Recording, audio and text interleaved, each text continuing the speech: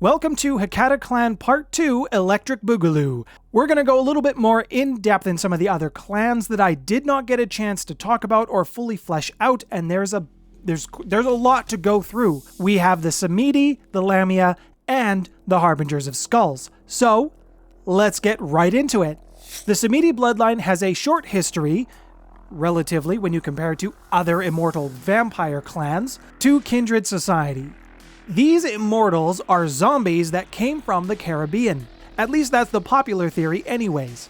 They look worse than a Nosferatu, which is hard to do. In the Modern Knights versions, the Samedi, their body just was kind of decomposing all the time. Pieces would just fall off. In the Vampire 5th edition version, though, they kind of got rid of that. The Samedi, as a whole clan, they practice voodoo, and that's how they manipulate the powers of death, or the discipline of necromancy. Similar to the Giovanni, but just how they go about it is slightly different. Now, the Giovanni and the Samedi, they don't really get along, at least in previous versions. They were almost always at odds. Now, when the family reunion happened, and all these bits and pieces left over of different clans, smaller clans, who all practiced different versions of necromancy, they all came together and formed Clan Hecata. I talked about that in my previous video, you can check that out up here. Now, as far as the Samedi bloodline, there are some rumors that they were actually an experiment of the Giovanni, who somehow botched it, and that's how you got the Samedi, the falling apart zombie vampires. Some other rumors that are out there, they tie the Samedi to a Nosferatu bloodline because they're both just ugly. In the Final Night setting, the Samedi had gone global. They were everywhere, and they were obsessed with finding those who were obsessed with death. That's how they found people to embrace, and kind of grew their numbers that way. People who tended to do those autopsies and work in the morgue, there was a lot of those. Because this was a clan of death, and they were notably picking people who were comfortable with the concept of death and mortality, they were very fine with the concept of their own passing.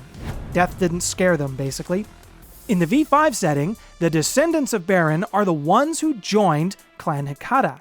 Now, not every Samedi went with Clan Hecata. Some are also said to have gone to the ministry as well. And the other change that I mentioned just a little while ago, where the Samedi no longer have that decomposition, they no longer are just literally falling apart. There was a change that happened within the actual bloodline itself, and no one really knows where that change came from or how it came to be. The Samedi, who are part of Clan Hecata, they no longer experience this decomposition. Now, I mean, they can still make themselves look like they're falling apart without actually doing it, and when they feed, sometimes it can come out then too, especially if you're really, really hungry. The Samedi are extremely unsocial, and they do not gather together. It is extremely rare that there would be any sort of event where you would have more than probably a couple. Samedi are also wise beyond their years. For those kindred who have had an experience meeting or talking to a Samedi, they will find that they are pretty wise considering how short of a lifespan they've had as a clan or as a bloodline. The oldest known Samedi in existence is known as the Baron. And Baron just sort of appeared one day, not necessarily with a whole clan of followers, but nobody really knows where he came from. Some think he was taken by the Setites. Some of the Samedi even believe that he is actually an antediluvian. And for those who have spent any sort of time with the Baron, will have heard him mention even an older being who is a precursor to his own life. One that's in a state of torpor and rests within the tide. That's kind of cryptic. Which is really on brand for the Samedi. Augustus Giovanni and the Baron, they actually had a meeting together in the 19th century, and things did not go well. This is a large part of what some of the tensions between the original clans were, the Giovanni and the Samedi.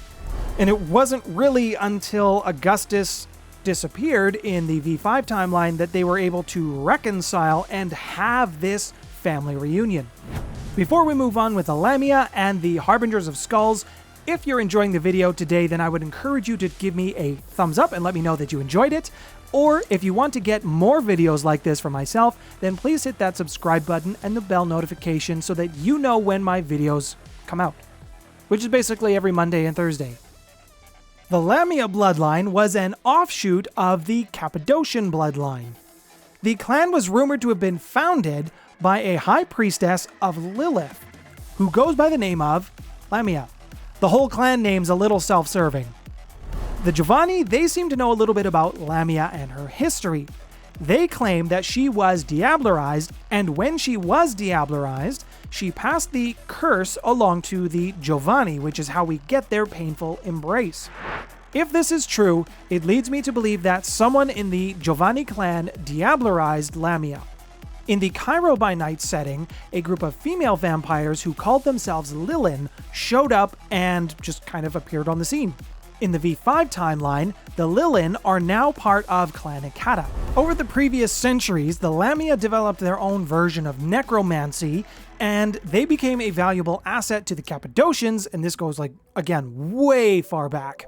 But their version of necromancy was based off of the Four Humors. Now, the Four Humors, while kind of gross, were believed by ancient physicians to be how one controlled their health, their temperament, and mood. And the four liquids are blood, yellow bile, black bile, and phlegm. Now we need to talk about the Harbingers of Skulls. This is the last bloodline of the Cappadocians. At least that's what it is believed to be. They appeared in the Final Nights setting. Now a Harbinger, their skin, it kind of shrinks and sucks into itself, so you can see the skeletal structure underneath. There's just your very thin layer of skin protecting it from your literal bones. And their faces look quite unnatural in the sense that they're always in some kind of like a permanent smile. But it's not like a pleasant smile, it's uncomfortable, it's off-putting, it's weird, it's morbid. Now the Harbingers are neat in the sense that they have a very deep clan history tied to death because as the Cappadocians are basically gone, this became integral to how they operate. When the Giovanni cleaned out the Cappadocians, a small group of the Cappadocians were able to avoid death by hiding in the Shadowlands. There was about 50 very powerful and ancient vampires who hung out who hid in the Shadowlands to avoid death. Hide is a loose definition of maybe what actually happened there. This particular group of vampires was actually sealed away. Now, some of the other Cappadocians, they did hide in the Shadowlands, and they found a place called Enoch. This is the center of power for the Tal'Marai. They were received as guests, and this group offered to protect Enoch, and they were offered accommodation in exchange for this protection. And they were allowed to study the Labyrinth, which is just kind of a crazy place. I've also talked about the Labyrinth if you're interested up here. Now in the Final Night settings, no one is exactly sure how the Harbingers came back. Some believe that it was the 6th Great Maelstrom which caused the Shroud to weaken and allowed those who were imprisoned or just stuck in the Shadowlands to come back through the veil because it was weakened. The Harbingers were also very pissed at the Giovanni. This was because the Giovanni killed a lot of their bloodline, so they were looking to study the secrets of death in the land of the dead. I mean, where else can you get better training? And then they were going to use these secrets and use this power and knowledge to defeat the Giovanni. This is all in the Final Nights setting. In the V5 timeline, the Harbingers got their wish. They attacked the Giovanni in Venice and dealt a very damaging blow to the heart of them. This is actually what prompted the family reunion and the clans coming back together. Also in the V5 timeline, because the Cappadocians and the Harbingers of Skulls, they just can't exist on their own. They're just too diluted, or there's just not enough of them. They came together to form their own bloodline, their own lineage, and this happened within Clan Hecata called Harbingers of Ashur. Also, the Harbingers of Ashur, they don't have that same ghostly skin and bones appearance anymore, but they do still have that painful embrace. There are also some Harbingers of Skulls in the Sabbat, although not nearly as many. Those Harbingers in the Sabbat, they are quite calculated. It is widely believed that they are plotting something, probably against the Giovanni, or at least the descendants of the Giovanni, but nobody really knows for sure.